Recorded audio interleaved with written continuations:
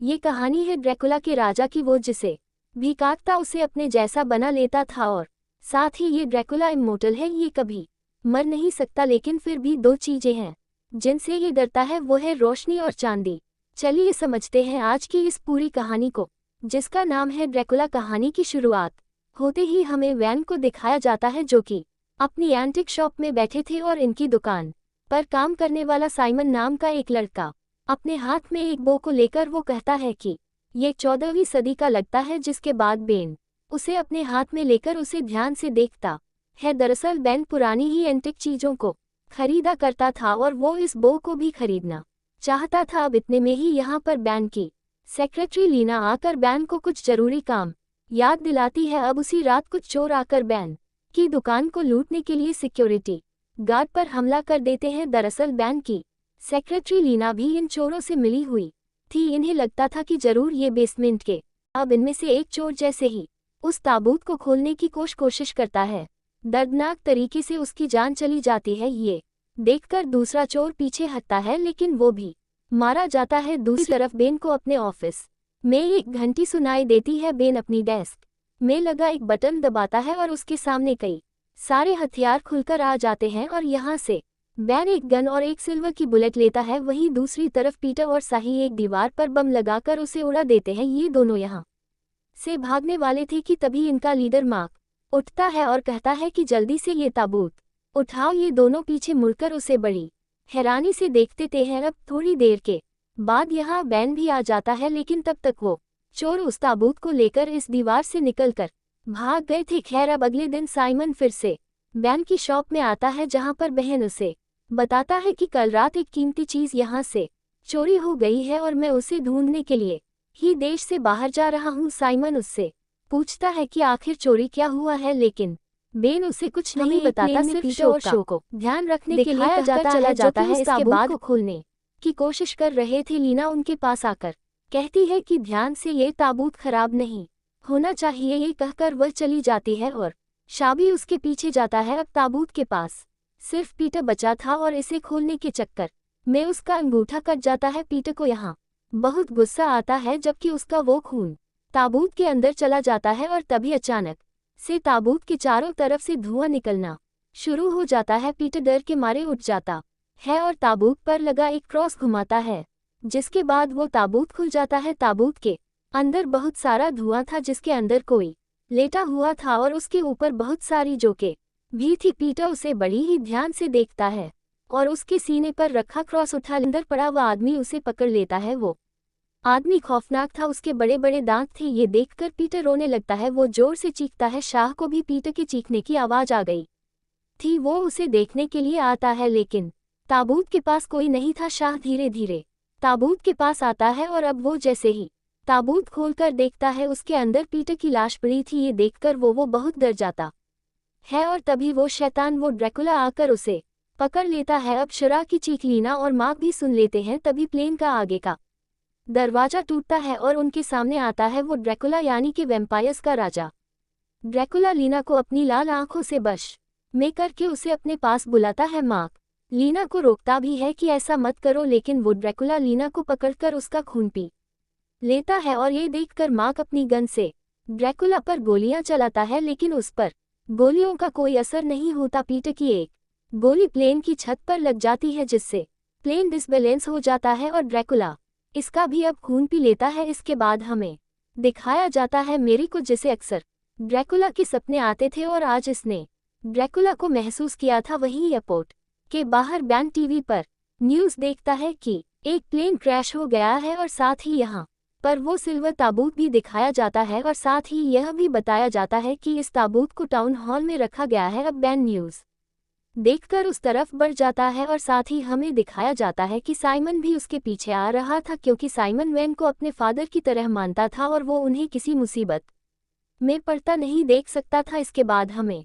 शाम का वक्त दिखाया जाता है, जहां पर वो प्लेन क्रैश हुआ था। वहां पर एक टीवी रिपोर्टर अपने दोस्त के साथ रिपोर्टिंग कर रही थी। तभी अचानक से पीछे से आकर वो ड्रैकुला उस रिपोर्टर बिला को पकड़ ले देता है। वो जल्दी से भागकर अपनी वैन में आ जाती है, और वो यहाँ से देखती है कि ड्रैकुला ने उसके कैमरामैन को मार दिया है। अब ड्रैकुला वैन का दरवाजा तोड़कर डरी हुई बिला को अपने पास बुलाता है और बिला भी उसके जादू में फंसकर उसके पास आ जाती है। वहीं दूसरी तरफ शहर में मेरी को एहसास होता है कि डकल ने अभी अभी किसी का खून पिया है। वहीं दूसरी तरफ टाउन हॉल के बाहर हमें बैन को दिखाया जाता है, जो कि एक टैक्सी से उतरता है। वन पूरी तरह से तैयार होकर यहाँ पर आया था। अंदर आने पर वो देखता है कि यहाँ पर वो ताबूत और प्लेन से मिले लोगों की लाशें पड़ी थी। बैन उस ताबूत को खोलता है लेकिन उसमें कुछ नहीं होता और तभी यहाँ पर उसे एक आहट सुनाई देती है और जब वो देखता है तो पाता है कि साइमन उसके सामने है। वन उसे डरता है कि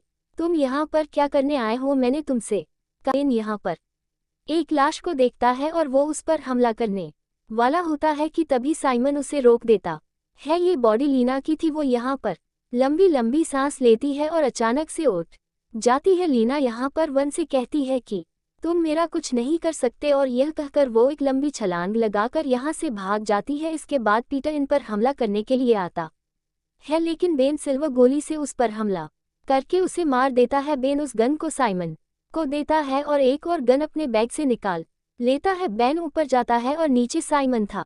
पीटर यहाँ पर एक बार फिर से आ जाता है और साइमन पर हमला करता है लेकिन इस बार साइमन उसे कई गोलियां मारता है। अब कुछ ही देर में हॉल में पुलिस आ जाती है, जिस वजह से बेन और साइमन वहां से भाग जाते हैं। रास्ते में बेन उसे ड्रैकुला के बारे में बताता है कि बहुत साल पहले हमने एक खतरनाक ड्रैकुला को पकड़ा था और उसी दौरान उसका खून मेरे अंदर चला गया था और उसे मारने का भी कोई तरीका नहीं था और इसीलिए हमने उसे कैद करके एक ताबूत में डाल दिया था। साथ ही आगे बेन बताता है कि मैंने ड्रैकुला के ताबूत में जोक भी छोड़ दिए थे ताकि वो उसका पूरा खून चूसते रहे। फिर मैं उन जोकों का खून निकालकर अपने अंदर डालता। इसके बाद वो अपनी बेटी मैरी की तस्वीर उसे दिखाता है और इसके बाद हमें मैरी को दिखाया जाता है, जो कि चर्च में अपने एक दोस्त को बताती है कि मेरे सपनों में बार बार ड्रैकुला आता है। डेविड उससे पूछता है कि आखिर वो चाहता क्या है, जिस पर मेरी कहती है कि वो मुझे चाहता है। मुझे लगता है शायद वो मेरी आत्मा चाहता है। इसके बाद वो ड्रैकुला उसी शॉप में आ जाता है जहां पर कि मेरी काम किया करती थी। मैरी की दोस्त लूसी भी, जो कि यहीं पर काम करती थी, ड्रैकुला से कहती है कि मैं आपकी क्या मदद करूं, जिस पर वो कहता है कि मुझे मेरी से मिलना है, जिस पर लूच कहती है कि मुझे नहीं पता वो कहां पर है। और इसके बाद ड्रैकुला उसका हाथ पकड़कर उसे भी अपने वश में कर लेता है। लूसी उसे लेकर मैरी के घर आ जाती है लेकिन मैरी यहाँ नहीं थी। दूसरी तरफ मैरी को दिखाया जाता है, जो कि अपनी शॉप पर आ जाती है और यहाँ पर साइमन आकर उसे मिलता है। इसके बाद बेन भी वो उसे उठाकर एक शीशे पर फेंकता है। अब कुछ देर के बाद मैरी अपने घर पर आ जाती है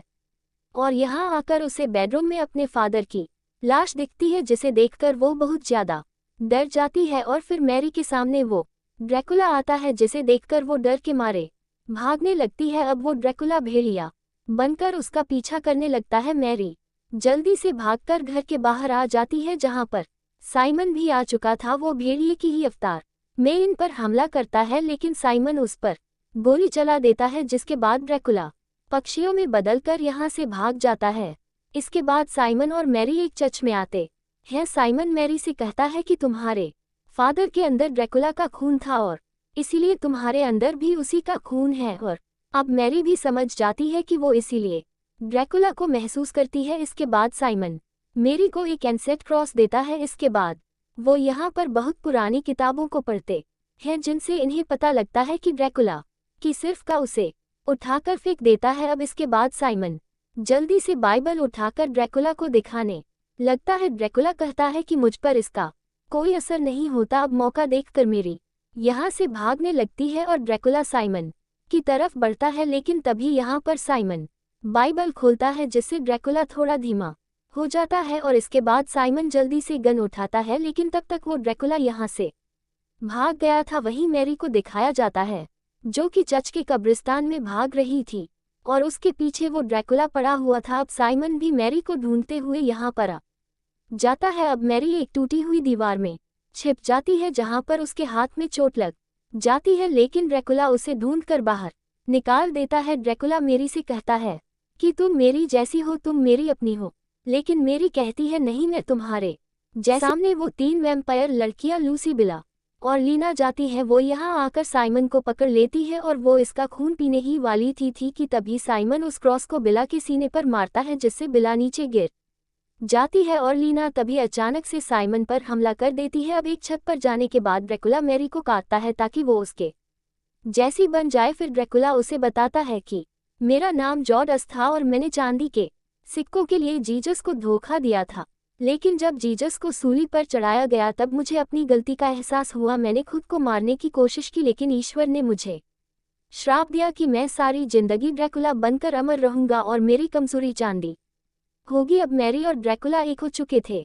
और इसके बाद इनके सामने साइमन को लाया जाता है। ड्रैकुला मैरी से कहता है कि हमने इसे तुम्हारे लिए रखा है, जिसके बाद मैरी उसके पास आती है। वो अब बड़े दांत निकालकर साइमन का खून पी लेती है। इसके बाद वो सिल्वर के चाकू से उसकी गर्दन लेना चाहती थी, तभी लूसी की नज़र साइमन के जख्म पर पड़ती है। लूसी ड्रैकुला से कहती है कि इसने इसे नहीं काटा, लेकिन तभी मैरी उसका गला काट देती है और साथ ही वो ड्रैकुला पर भी हमला कर देती है और साइमन लीना पर हमला करता है, लेकिन ड्रैकुला अभी भी बच जाता है। अब एक तरफ साइमन और लीना लड़ रहे थे, वहीं दूसरी तरफ मैरी और ड्रैकुला लड़ रहे थे। ड्रैकुला मैरी से कहता है तुम जानती हो ना, मैं अमर हूँ, मैं मर नहीं सकता। अब दूसरी तरफ साइमन लीना को भी मार देता है और दूसरी तरफ मैरी ड्रैकुला के गले में रस्सी डालकर बिल्डिंग से नीचे जंप कर देती है। अब ड्रैकुला रस्सी से ऊपर ही लटक जाता है, जबकि मैरी नीचे आकर गिरती है। यहाँ पर ड्रैकुला को अपनी गलती का एहसास होता है और वो मैरी से अपना श्राप वापस ले लेता है। तभी सुबह हो जाती है और सूरज निकल आता है और ड्रैकुला सूरज की रोशनी से जलकर मारा जाता है। दरअसल ड्रैकुला ने मैरी को मरता देख अपनी गलती मान ली थी, इसीलिए गॉड ने भी उसे आज़ाद कर दिया था। ड्रैकुला की राख को फिर से उस ताबूत में रखा जाता है और इस बार उसकी रखवाली बेन की बेटी मैरी करती है। और इसी के साथ यह फिल्मी कहानी खत्म हो जाती है। चैनल पर पहली बार आए हैं तो सब्सक्राइब भी कर ले। मिलते हैं हमारी अगली शानदार वीडियो में।